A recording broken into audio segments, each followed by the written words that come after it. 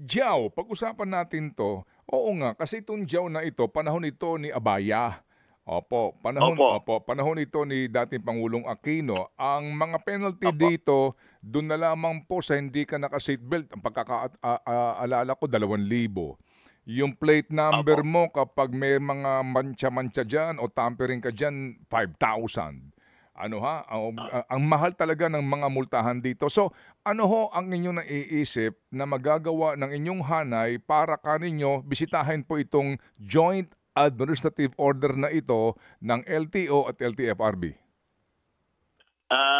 Yan po Sir Ted ay sumulat na rin kami sa lahat ng ahensya, sa Senate President, kay Senate President Kes Escudero at saka yung sa nauna at saka kay Speaker Martin Romualdez.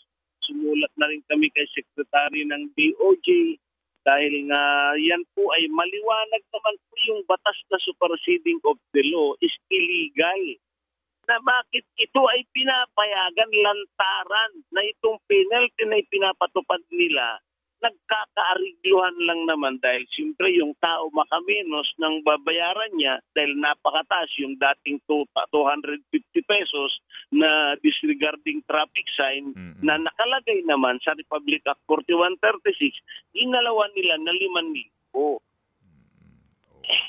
Hindi naman tama yata yun, Sir Ted. Oo nga po, no? Malaki talaga ang multa under the Diyaw na yan din po ang ginagamit nga ng mga enforcers, no? Kapag nahuli ka, sandali lang, ang multa dito 5,000, Sa lagay ba naman? may discount, sa akin may discount ka. Ay nako.